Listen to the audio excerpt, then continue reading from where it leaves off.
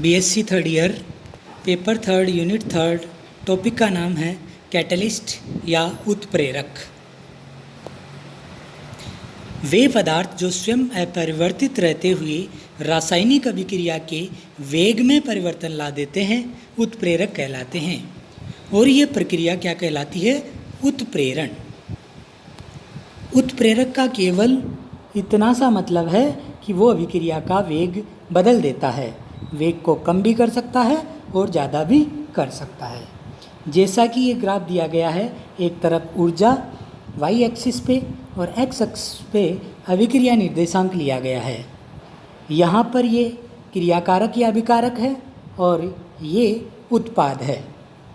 अभिक्रियाकारक से उत्पाद बनने के लिए कुछ ऊर्जा की आवश्यकता होती है। ये इसका एक्टिवेटेड कॉम्प्लेक्स है। यहाँ इन अभिकारक और एक्टिवेटेड कॉम्प्लेक्स के बीच का अंतर, इस ऊर्जा बैरियर को कहते हैं सक्रियण ऊर्जा। किसी भी क्रियाकारक को उत्पाद में बदलने के लिए सक्रियण ऊर्जा की आवश्यकता होती है। तो उत्प्रेरक क्या करता है कि सामान्यतः अभिक्रिया के वेग को बढ़ाता है। तो कैसे बढ़ाता है कि इस अभिक्रिया की जो ये सक्रियण ऊर्जा है, इसके मान को कम कर देता है। ये डैश डैश लाइन वाला दूसरा उत्प्रेरक के साथ वाला पथ है। इस तरह से अभिकारकों को उत्पाद में बदलने के लिए सक्रियण ऊर्जा की आवश्यकता होती है। उत्प्रेरक इस ऊर्जा की मात्रा में कमी ला देते हैं, इसलिए अभिक्रिया का क्या हो जाता है? वेग बढ़ जाता है। उदाहरण के लिए हम देते हैं पोटेशियम क्लोरेट का अपघटन सामान्य ताप पर होता है, ऑक्सीजन हमें प्राप्त होती है। लेकिन इसी को अगर हम बात करें MnO2 मैग्नीज डाइऑक्साइड एक उत्प्रेरक है। ये थोड़ी सी मात्रा इसकी डाल दें उत्प्रेरक के रूप में तो ये जल्दी से अपघटित हो जाता है। वनस्पति तेल का हाइड्रोजनेशन, उसमें H2 जोड़ेंगे तो वनस्पति घी बनेगा तापमान के साथ, लेकिन ये बहुत ही स्लो प्रोसेस होता है। अभिक्रिया को वेग को बढ़ाने के लिए हम बात करते हैं यहाँ पर निकिल क्या है? उत्प्रेरक। ये अभिक्रिया के वेग को बढ़ा देता है। उत्प्रेरक के प्रकार। उत्प्रेरक के प्रकारों को दो श्रेणियों में बांटा गया है। भौतिक अवस्था के आधार पर, भौतिक अवस्था ठोस द्रव गैस होती है, उसमें हम बोलते हैं सममांगी और विषमांगी उत्प्रेरक। क्रिया के आधार पर धनात्मक, ऋणात्मक, स्वतः उत्प्रेरक और जैव उत्प्रेरक, ये चार प्रकार के उत्प्रेरक हैं। अब हम बात करते हैं भौतिक अवस्था के आधार पर उत्प्रेरकों का वर्गीकरण। तो सबसे पहले बात करते हैं सममांगी उत्प्रेरक। सीधी सी बात है कि जब अभिक्रिया में क्रियाकारक और उत्प्रेरक एक समान भौतिक अवस्था में हो तो उसे कहते हैं सममांगी उत्प्रेरक, होमोजीनियस कैटलिस्ट। जैसे यहाँ देखते हैं दो क्रियाकारक है, एक SO2 एक O2, ये दोनों गैसीय अवस्था में हैं और उत्प्रेरक NO नाइट्रिक ऑक्साइड ये भी गैसीय अवस्था में है। तो क्रियाकारक और उत्प्रेरक दोनों गैसीय अवस्था में है, इसलिए ये उत्प्रेरक किस प्रकार का है? सममांगी उत्प्रेरक। इसी तरह से हम बात करते हैं मैथिल एसीटेट, ये विलयन अवस्था में, इसका मतलब लिक्विड है। H2O ये भी लिक्विड है और HCl एक्वस ये एक उत्प्रेरक है जो लिक्विड है। इस तरह से सभी उत्प्रेरक और क्रियाकारक समान भौतिक अवस्था में हैं, जो कि एक्वस अवस्था है, जलीय अवस्था है या द्रव अवस्था है। इसलिए ये अभिक्रिया किस प्रकार के उत्प्रेरक का उदाहरण है? सममांगी उत्प्रेरक का उदाहरण है। आगे बात करते हैं विषमांगी उत्प्रेरक की। जब रासायनिक अभिक्रिया में अभिकारक यानी कि क्रियाकारक व उत्प्रेरक भिन्न भिन्न भौतिक अवस्थाओं में, एक किसी अलग भौतिक अवस्था में होगा और दूसरा किसी भौतिक अवस्था में होगा अलग में, तो इसको कहते हैं विषमांगी उत्प्रेरक, हेट्रोजीनस कैटलिस्ट। उदाहरण देखिए आप, वनस्पति तेल ये एक्वस या लिक्विड स्टेट में एक क्रियाकारक है, H2 गैसियस स्टेट में है, दोनों अलग अलग भौतिक अवस्था है। और हमारा यहाँ उत्प्रेरक है निकिल, ये निकिल ठोस अवस्था में है। तो देख लीजिए आप, उत्प्रेरक और क्रियाकारकों की अलग अलग भौतिक अवस्थाएं होने के कारण ये किस प्रकार का उत्प्रेरक है? विषमांगी उत्प्रेरक।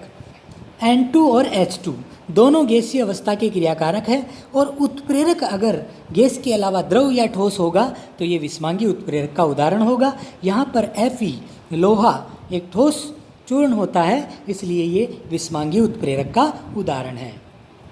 क्रिया के आधार पर उत्प्रेरकों की बात करें तो धनात्मक उत्प्रेरक वे उत्प्रेरक जो रासायनिक अभिक्रिया के वेग में वृद्धि करते हैं, अर्थात वेग को बढ़ा देते हैं। अभिक्रिया धीमी होती है तो उसको तुरंत संपन्न करवा देते हैं, ये उत्प्रेरक धनात्मक उत्प्रेरक कहते हैं। उदाहरण है MnO2, NO, ये उदाहरण हमें ध्यान रखने हैं। दूसरा उत्प्रेरक है ऋणात्मक उत्प्रेरक वे उत्प्रेरक जो रासायनिक अभिक्रिया में वेग को कम कर देते हैं, धीमा कर देते हैं, मंद कर देते हैं या स्लो कर देते हैं, क्या कहलाते हैं? ऋणात्मक या नेगेटिव कैटलिस्ट। उदाहरण के लिए जब हम H2O2 का विघटन करते हैं, अपघटन करते हैं तो H2O और O2 प्राप्त होती है। ये विघटन बहुत ही धीमी गति के साथ होता है, बहुत ही तेज गति से होता है। इसको स्लो करने के लिए हमें इसमें ग्लिसरॉल की मात्रा मिला दे, ये ग्लिसरॉल ऋणात्मक उत्प्रेरक कहलाता है।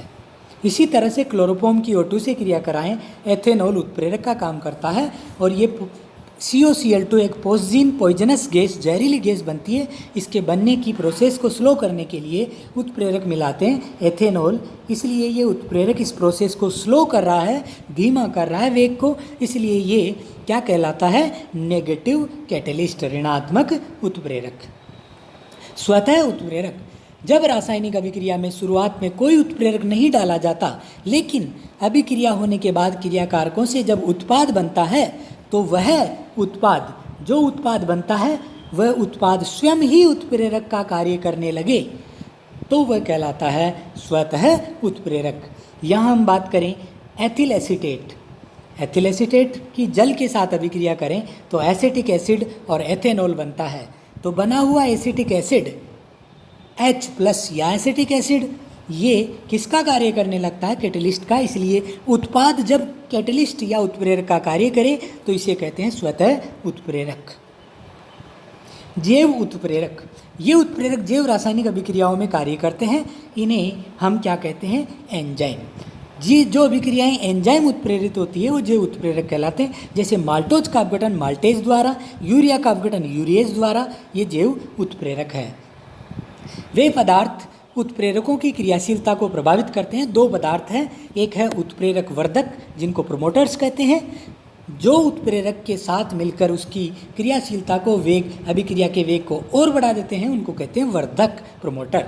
जैसे अमोनिया के बनने के दौरान Fe उत्प्रेरक होता है, उसमें हम क्या मिला दें? मोलिब्डेनम मिला दें, MO, तो ये MO प्रमोटर कहलाता है। वनस्पति तेल से वनस्पति घी का निर्माण करें तब निकिल के साथ कॉपर मिला दें तो ये भी अभिक्रिया के वेग को बढ़ा देता है। दूसरा है उत्प्रेरक विष, वे पदार्थ जो उत्प्रेरक के साथ मिलकर उसकी क्रियाशीलता में कमी लाते हैं उन्हें कहते हैं उत्प्रेरक विष।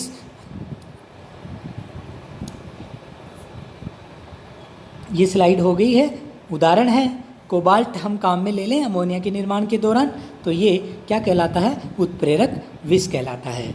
उत्प्रेरक की विशेषताएं, उत्प्रेरक रासायनिक अभिक्रिया को कभी भी प्रारंभ नहीं करते हैं, केवल उनके वेग में बदलाव लाते हैं, परिवर्तन लाते हैं, कम या ज़्यादा करते हैं। उत्प्रेरक की बहुत ही सूक्ष्म मात्रा की आवश्यकता होती है, ताप के प्रति संवेदनशील होते हैं, इसलिए तापमान का ध्यान रखना पड़ता है, परास का ध्यान रखना पड़ता है। उत्प्रेरक स्वयं का रासायनिक अपघटन नहीं करते हैं, जैसे रासायनिक रूप है उसी रूप में हमको प्राप्त होते हैं वापस। उत्प्रेरक साम्य स्थिरांक में कोई बदलाव नहीं करते हैं, अर्थात उत्प्रेरक दोनों अग्र और पश्च दोनों अभिक्रियाओं को समान गति से बढ़ाते हैं, इसलिए साम्य स्थिरांक में कोई बदलाव नहीं होता है। धन्यवाद।